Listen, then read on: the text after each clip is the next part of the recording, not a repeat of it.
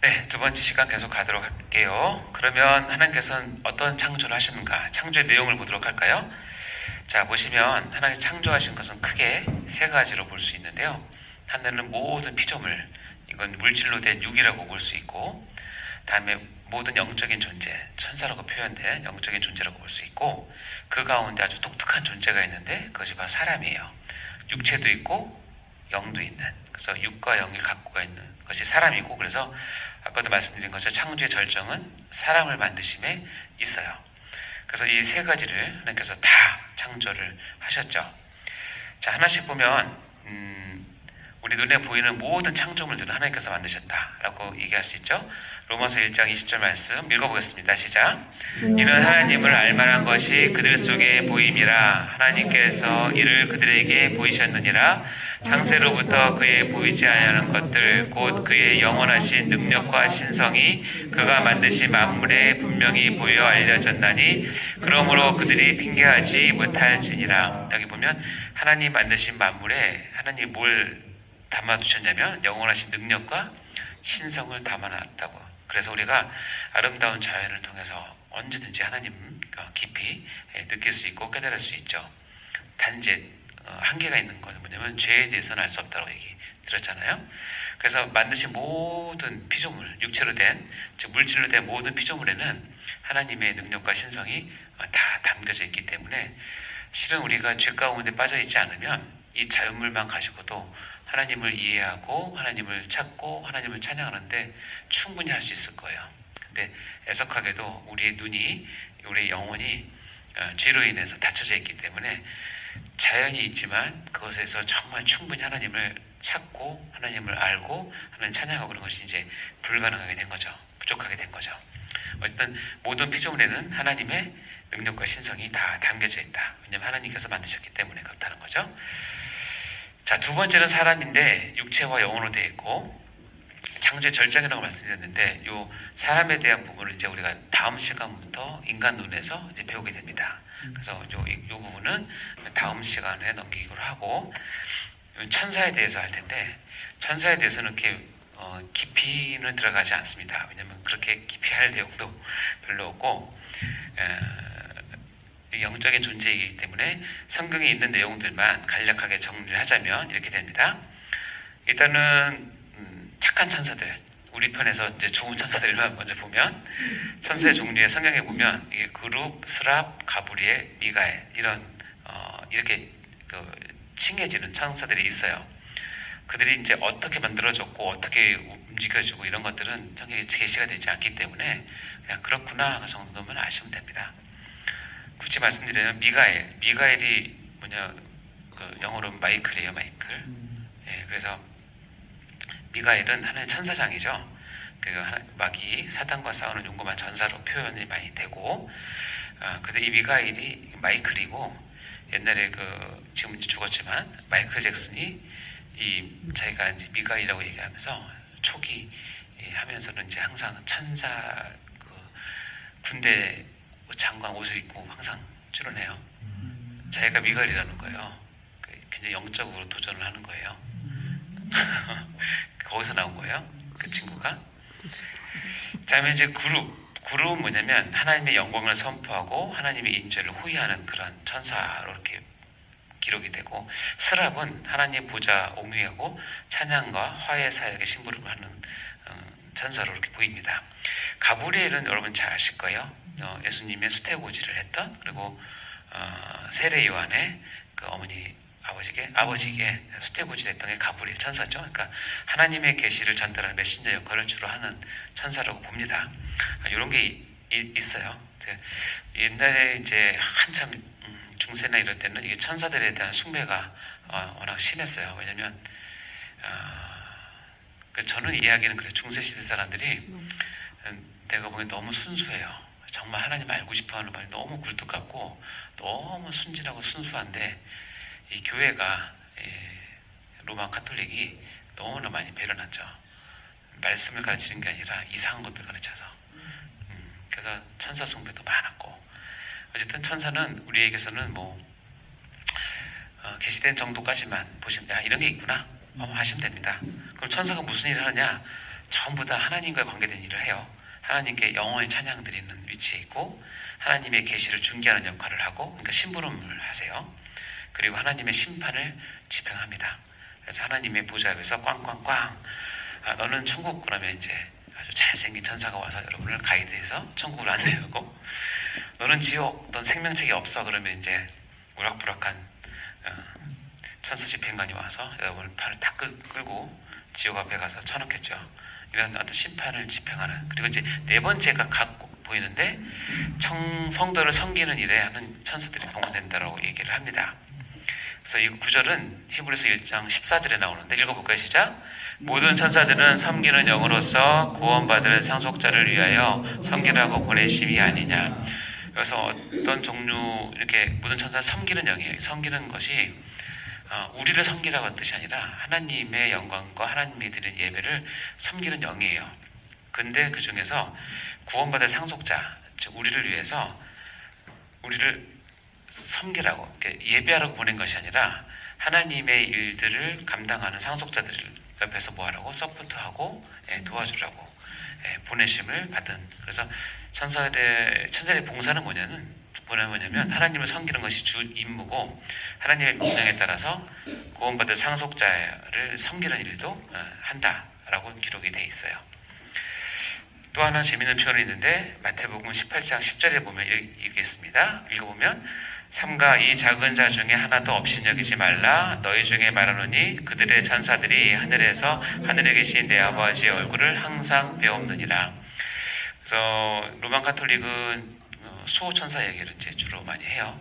각 사람에게 수호천사가 있다고 하는데, 저희 개혁주의에서는 그것을 이렇게 받아들이지는 않습니다. 그거 수호천사 있다, 그런 중요한 것이 아니라, 여기에 보면 천사들이 하는 일 중에 하나가 뭐냐면, 너희들이 교회에서 작은 자를 업신여기지 말아야 돼. 왜냐하면 그걸 담당한 천사가 있나 봐요. 그 사람이 있는데, 이 천사가 항상 하나님 앞에서 얼굴을 베었고 이 작은 자의 뭐를, 신원을 하나님께 올려드린다는 얘기예요. 그렇기 때문에 업신여기지 말라. 근데 계시록에 보면 성도들의 모든 기도를 어떻게 표현하냐면, 금대접에 담은 향으로 표현하거든요. 이 향을 항상 올려드려요. 그 올려드릴 때 아마 천사가 수종드는 것이 아닌가, 그런 의미로 우리가 생각하면 됩니다. 뭐 수호천사까지 생각하실 필요는 없다는 거. 이게 좋은 쪽에 천사가 있는가 하면, 자, 이제부터 할 거는 뭐냐면 타락한 천사예요. 일명 마귀론이라고 얘기를 했고, 제가 전에 한번 말씀드렸지만 마귀론을 우리 개혁주의에서는 그렇게 깊이 다루지 않는 이유는 뭐냐면, 한마디로 말하면 중요하지 않기 때문에 그래요. 그리고 그럼 왜 마귀론 안 하느냐? 우리가 배우는 이거 외에 다른 것들은 다 마귀론 생각하셔도 돼요. 그러니까 이 마귀론은 깊이 들어갈 필요가 없는 것이 뭐냐면, 성경에서 딱 제한되어 있어요. 좀 더 설명하지만 마귀와 사탄은 첫 출발은 성경에서 그렇게 뚜렷하게 얘기하고 있진 않아요. 신학적으로 보면 이럴 것이다 라고 되어 있지만, 중요한 건 뭐냐면 마귀나 사탄의 종말은 분명하게 얘기해요. 이해되세요? 어떻게 시작됐는지는 계시가 별로 안 되어 있지만 마귀의 종말은 어떻다는 것은 분명히 계시되어 있기 때문에 그걸 알면 돼요. 자, 우리가 신앙생활하면서 사탄이나 마귀 또 귀신에 대해서 두 가지 극단적인 것을 피하시면 돼요. 하나는 뭐냐면, 야, 요즘 시대에 사탄이 어딨어? 마귀가 어딨어? 귀신이 어딨어? 라고 이쪽으로 가면 그건 안 돼요. 왜냐면 성경이 있다고 하니까. 있어요. 근데 또 하나 우리가 피해야 될 자세가 뭐냐면, 다 마귀예요. 다 사탄이고. 그래서 감기만 걸려도 마귀가, 내가 길을 가다가 넘어져도 마귀가 다리를 걸어서, 내가 뭐 하다가 일이 안 돼도 마귀가 보여서, 내가 유혹에 넘어 죄를 져도 마귀가 날 꼬셔서, 이렇게 다 마귀라고. 마귀를 너무 과대 포장하고 과하게 생각하면 안 돼요. 마귀도 억울해요. 자기가 한 일 아닌데 자꾸 자기 핑계 대니까, 난 내가 안 했는데 왜 저러냐? 지가 좋아서 해놓고 왜 내가 꼬셨다고 그러는가? 뭐 그런 거죠. 진짜로. 마귀도 그렇게 한가한 놈들이 아니에요. 바빠요, 걔들도. 그러니까 이 두 가지 극단은 피하셔야 돼요. 그러나 마귀는 분명히 존재를 하고, 그럼 마귀가 뭘 하느냐만 알면 돼요. 성경에서 마귀가 도대체 뭘 하는지 이제 우리 교리에서 딱 여기만 나오니까, 마귀는, 사탄은 일명 마귀라고 얘기하고 이 세상의 임금이라고 표현하기도 하고, 성경에 이 세상의 신이라고 표현하기도 하고, 공중 권세 잡은 자라고 나오고, 에베소서에 용이라고는 이제 요한계시록에 나오잖아요. 이런 그 호칭을 통해서 사탄, 마귀를 얘기하고, 귀신은 뭐냐면 이 사탄을 추종하는 또 타락한 영들, 타락한 천사들을 귀신이라고 얘기해요. 자, 그렇다면 요즘에 많이 없으시지만 김기동이 이제 마귀론 이런 것들을 들어보셨습니까? 김기동의 마귀론은 어디서 나온 것 같아요? 잘 모르시죠? 여러분 어렸을 때 혹시 전설의 고향 들어보셨습니까? 젊으신 분들은 모르겠는데 제 또래들은 전설의 고향 참 많이 봤죠? 전설의 고향을 보면 이 땅에 원한이 있어가지고, 그래서 처녀 귀신이 원한이 있는데 이제 죽어서 영혼이 하늘에 못 가고 원한 때문에 구천을 떠돌아오면 그게 이제 귀신이 되는 거 아니에요. 처녀 귀신, 뭐 총각 귀신 그러잖아요. 그러니까 뭐냐면 전설의 고향 PD에서 만들어진 게 귀신론이에요. 뭔지 아시겠어요? 귀신이 하늘에 올라가고 이 땅에 떠돌면서 우리를 괴롭히는 거거든요. 근데 그렇게 만들어진 전설의 고향에서 만들어진 그 귀신에 대한 감각을 김기동이나 이런 사람들이 다 차용을 한 거예요. 근데 왜 먹히냐면 사람들의 전설의 고향을 하도 많이 봐서 그걸 그렇게 설명하면 너무 자연스러운 거예요. 왜냐면 텔레비에서 봤다는 거죠.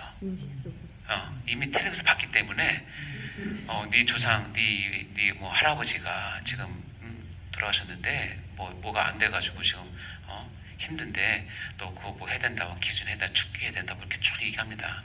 근데 그게 왜 먹히냐면 성경을 가르치는 게 아니라 이미 전설의 고향에서 갖고 있는 귀신 관념에다 성경을 더 붙이니까 믿어지는 거예요.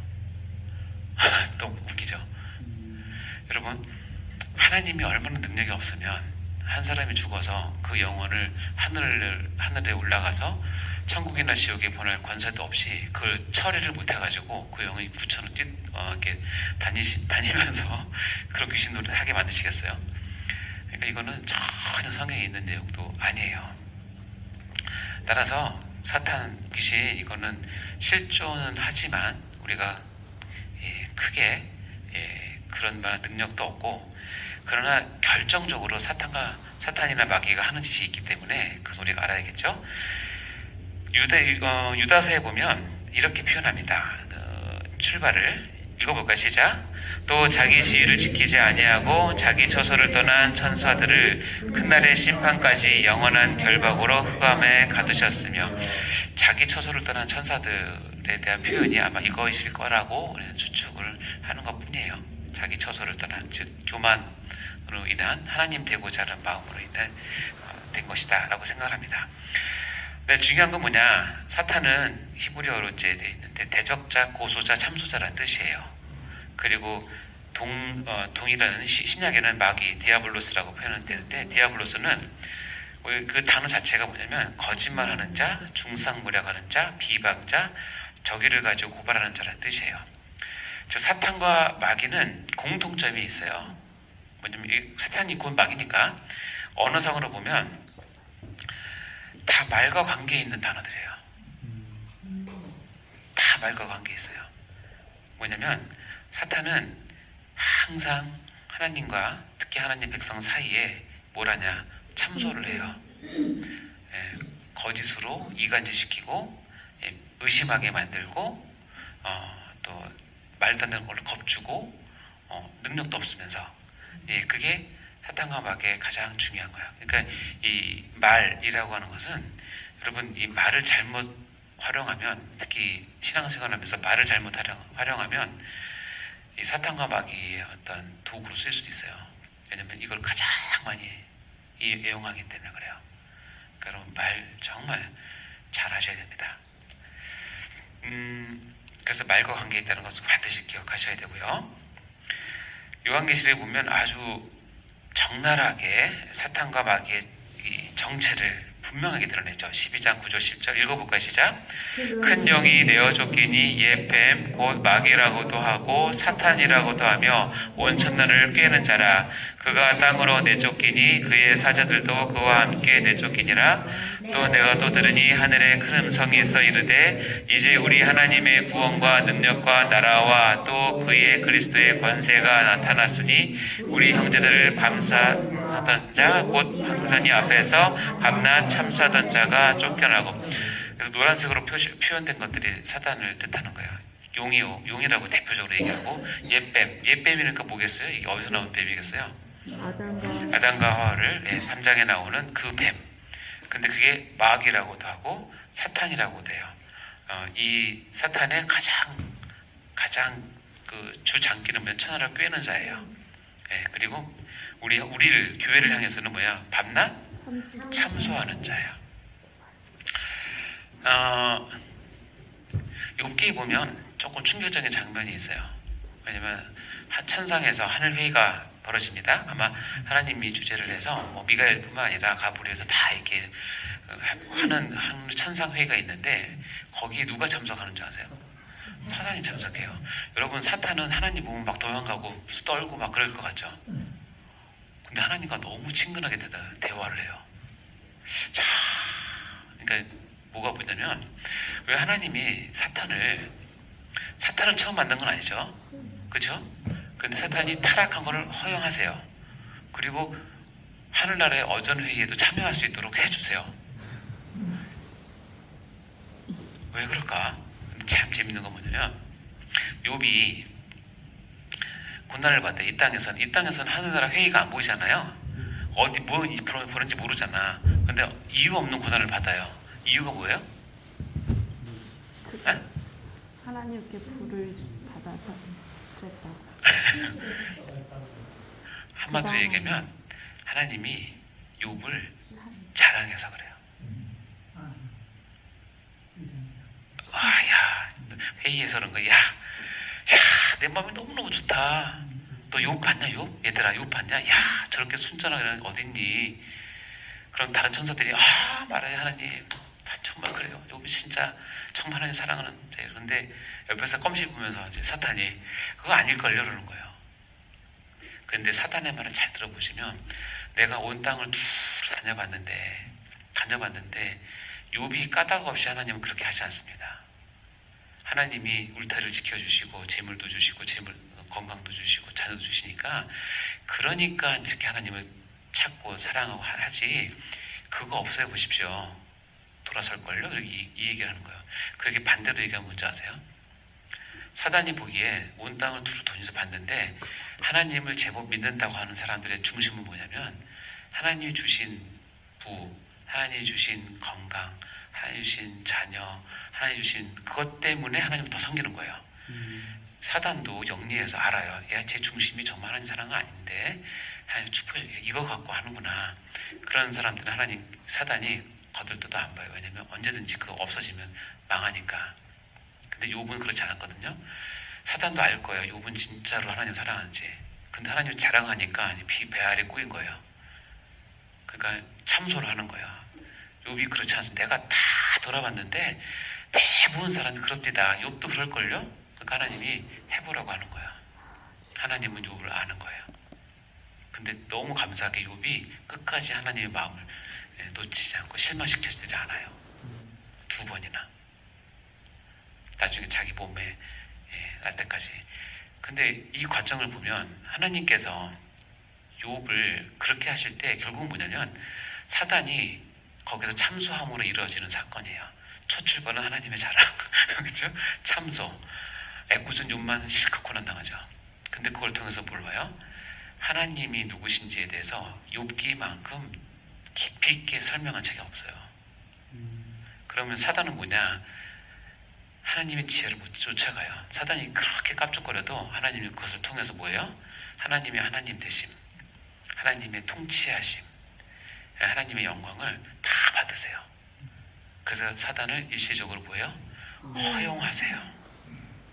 제 아는 친구는 그렇게 얘기해요. 나는 하나님께 신실하게 못 살 것 같아. 난 그렇게 살고 싶지 않아. 그래서 왜 그랬더니, 하나님 다 자랑하시면 자기도 이것처럼 불안당하면 어떡하지? 그래서 내가 정신 차려 침묵했어요. 그러니까 여기 보면 사단은 자기 주제를 알거든요. 자기 마지막도 알아요. 근데 왜 이렇게 할까요? 회개하지 않고 회개할 마음이 일단 없고 끝까지 하나님을 괴롭히고 하나님의 사랑하는 교회를 괴롭히고 하나님의 역사를 방해하고 하나님의 백성들을 어쨌든 망가뜨리려고 하는 거예요. 그렇다고 사단이 우리의 구원을 취소시킬 수 있느냐? 절대 없어요. 그거는 불가능해요. 그건 손 댈 수 없는 영역이에요. 그럼에도 불구하고 악착같이 우리를 물고 늘어지는 이유가 뭐냐면 여러분이 사단의 게임에 빠져서 10년, 20년 낭비하잖아요. 그건 회복될 수 없어요. 사단이 원하는 그거예요. 여러분이 하나님의 쓰임받아서 더 큰 일을 할 거를 차단하는 거예요. 그 영향력을 없애기 위해서. 그러니까 사단은 그렇구나 이렇게 생각하시면 됩니다. 요한복음 8장 44절 읽어볼까요? 시작. 너희는 너희 아비 마귀에서 났으니 너희 아비의 욕심대로 너희도 행하고자 하느니라. 그는 처음부터 살인한 자요 진리가 그 속에 없으므로 진리에 서지 못하고 거짓을 말할 때마다 제 것으로 말하나니 이는 그가 거짓말쟁이요 거짓의 아비가 되었습니다. 예수님께서 아주 심한 말을 해요. 바리새인들과 종교지사들에게 너희는 마귀에서 났다는 거예요. 너희는 마귀의 자녀라는 거예요. 이유는 뭐냐? 욕심, 살인하고 진리에 서지 못하고 거짓말, 특히 거짓말쟁이고 거짓의 아비예요. 따라서 참 성도들은 거짓말 할 수 없어요. 거짓말해서는 안 돼요. 그거는 마귀가 하는 대표적인 일이기 때문에 거짓말 하시면 안 됩니다. 자, 사탄은 그래서 제가 분명히 얘기하잖아요. 성경은 사탄의 시작에 대해서는 불분명해요. 그러나 그 종말은 분명히 가르쳐요. 무슨 종말이냐? 요한계시록 20장 마지막에 가면 이렇게 얘기합니다. 읽어볼까요? 시작. 또 그들을 미혹하는 마귀가 불과 유황못에 던져지니 거기는 그 짐승과 거짓 선지자도 있어 세세토록 밤낮 괴로움을 받으리라. 마지막에 마귀는 불과 유황못에 던져져서 영원한 형벌을 받습니다. 이것은 정해진 거예요. 사단이나 마귀도 알죠. 자기의 운명에 대해서 충분히 암에도 불구하고 회개하지 못하는 거죠. 어떻게 보면 자, 사탄은 그렇구나 라는 걸 알게 되면 사탄이 우리에게 많은 유혹을 할 때 여러분이 믿음으로 또 성령 충만함으로 충분히 이길 수 있고요. 사탄이 마귀가 꽂아서 이렇게 했다고는 핑계는 실은 옳지는 않죠. 왜냐하면 사탄이 우리의 마음까지 뒤집어서 가져갈 수는 없으니까 못 지킬 뿐이지. 그렇죠? 자, 이제 섭리를 보도록 하겠습니다. 하나님께서 이렇게 창조하신 것들을 섭리를 한다고 얘기합니다. 하나님이 계획하신 것을 그 뜻에 따라 창조하시고 창조하신 것을 섭리한다고 하는데, 자, 섭리의 내용을 한번 읽어볼까요? 시작. 하나님께서 자신이 창조한 세상이 자신의 선한 목적대로 유지되도록 보존하고 협력하고 통치한 일을 말한다. 자, 하나님께서 뜻 가운데 창조하셨죠. 그리고 거기에는 하나님의 선한 목적이 있죠. 이 목적이 달성될 때까지 뭐냐면 자기 만든 창조물을 보존하고 협력하고 통치하는 일이에요. 그래서 섭리는 보존과 협력과 통치를 아우르는 말을 섭리라고 얘기해요. 하나님의 섭리하심, 또 섭리하는 일 이렇게 얘기할 때 보존하고 협력하고 통치하는 것을 말합니다. 이렇게 표현할 수 있겠죠. 벤데그램을 보면 보존, 협력, 통치 이 세 가지가 아울러서 하나님의 섭리하심이라고 하나님의 일하심 이렇게 얘기합니다. 그리고 그 가운데 핵심 부에는 뭐가 있어요? 하나님의 뜻이 있어요. 보존, 협력, 통치 가운데는 하나님의 뜻, 하나님의 영광을 위해서 그렇게 한다는 거예요. 결국 섭리란 무엇이냐? 하나님께서 이 자기가 만든 세상을 선한 목적대로 유지하도록 보존하고 협력하고 통치하는 일을 하는 것은 우리 입장에서는 뭐냐면 우리의 생사화복이 다 하나님의 섭리 가운데 다스림 가운데 있다라고 고백을 할 수 있는 거죠. 그렇죠? 여러분의 모든 생사화복은 하나님의 다스림 가운데 있습니다. 자, 시편 22편 9절부터 10절 읽어보겠습니다. 시작. 오직 주께서 나를 모태에서 나오게 하시고 내 어머니의 젖을 먹을 때에 의지하게 하셨나이다. 내가 날 때부터 주께 맡긴 바 되었고 모태에서 나올 때부터 주는 나의 하나님이 되셨나이다. 자, 자, 이렇게 나오기도 하시고 의지하기도 하시고 나를 맡긴 바 되었고 그래서 주는 나의 하나님, 나를 다스리시는 하나님이시다라고 고백을 하는 거죠. 자, 이 섭리에 대한 오해는 뭐 여러 가지가 있습니다. 일단 하나님의 섭리를 부인하는 거예요. 뭐냐면 자연신론 또는 이신론이라고 얘기하는데, 하나님께서 세상을 창조하셨어요. 그리고 창조하신 후에는 세상에 하나님께서 만드신 어떤 자연 법칙, 규칙이 있으니까 이 법칙대로 돌아가도록 이게 딱 두고 하나님은 멀리 떨어져 뒷짐지고 보고만 계신다라고 하는, 그래서 세상은 세상대로 돌아가고 하나님은 멀리서 보고만 계신다라고 하는 그런 신론이 있는데, 이것은 섭리가 필요하지 않다라고 하는 오해죠. 그렇지 않습니다. 하나님은 철저하게 섭리하시죠. 범신론은 뭐냐면 하나님은 세상과 혼돈하는 거예요. 그러니까 모든 게 다 신이라고 생각하니까 큰 신, 작은 신, 코끼리 신, 호랑이 신, 뭐 나무 신, 다 신. 그리고 그 신들이 서로 싸워서 이기는 편이 내 하나님, 이렇게 생각하는 거죠. 그런 거예요. 양육강식으로 힘센 그 내 필요에 따라서 수능을 위해서는 수능을 위한 신, 그렇죠? 자녀를 위해서 자녀를 위한 신령. 범신은 하나님의 섭리를 인정하지 않는 거죠. 무신론은 당연히 인정하지 않으니까. 근데 무신론만큼 강력한 유신론이 없어요. 무신론만큼 강력한 유신론이 없어요. 신이 없다라고 말하는 사람은 뭘 믿겠어요? 네. 나만 믿어. 자기 자신. 주먹 있으면 주먹, 돈 있으면 돈, 지혜면 지혜, 권력이면 권력을 믿는 거죠. 여러분, 제가 이번에 제 아버님 돌아가시고 나서 제 아버님에 대한 추억은, 저에게는 어렸을 때는 슈퍼맨이었어요. 다 마찬가지겠지만 정말 슈퍼맨이에요. 정말 아버님 모든 것을 다 할 수 있는 것처럼 느껴졌죠. 그러다가 이제 이 나이가 들어간다는 게 이렇게 참 서글프다 그런 생각이. 이제 마지막 돌아가실 때는 진짜 숨쉬기도 어려우신 상황이었는데, 그러니까 인간이 자기 자신을 의지하고 산다는 게 얼마나 허무한지를 매번 볼 텐데, 주위 사람은 죽을 때마다 왜 그걸 못 느끼는지 모르겠어요. 그렇죠? 예, 여러분 절대로 여러분 자신 의지하지 마세요. 네. 너무 감사한 거는 저를 비롯한 여러분은 자신 의지할 게 별로 없어서 너무 다행입니다. 너무 다행입니다. 우리가 약한 데서 강해져야 되기 때문에. 아셨죠? 자, 섭리의 내용 볼까요? 자, 보존 볼까요? 보존은 뭐냐면 만물을 계속적으로 유지하고 지켜나가는 하나님의 사역이에요. 여러분 오늘 아침에 잘 일어나셨죠? 지금까지 잘 살아계시죠? 어떻게 그렇게 잘 살아계실 수 있어요? 하나님 보존하셨어요. 그렇죠. 하나님의 보존 때문에 그런 거예요. 여러분이 아침 일어나서 지금까지 심장이 규칙적으로 잘 뛰어주니까 지금 밥도 먹고 공부도 하고 그러고 하잖아요. 이거 뭐냐면 다 하나님께서 뭐 하기 위해서 보존하셔서 그래요. 예, 어저께 뜬 해가 오늘 또 떴죠? 너무 당연하죠? 아니에요. 하나님 보존 때문에 가능한 일이에요. 하나님께서 지금 오늘 저희가 숨쉬고 있는 이 방 안에 공기 산소가 21% 정도 들어있거든요. 공기 안에 산소가 21%.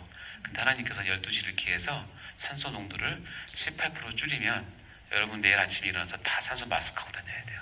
숨 차서.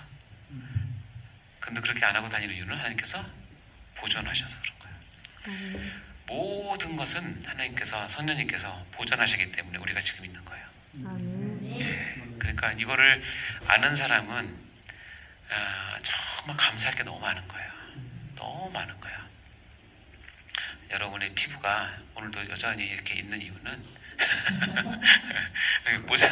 보존하셔서 그래요. 실은 여러분의 이 얼굴 피부 세포는 아마 한 달 전 거는 지금 다 없을걸요. 예, 다 새로 내서 다 갈리는데도 불구하고 여러분 계획이 있는 이유는 보존해서 그래요. 네, 아이고, 하나님 보존을 얘기하면 한도 끝도 없어요. 우리는 모든 것을 하나님께 보존해서 그러세요.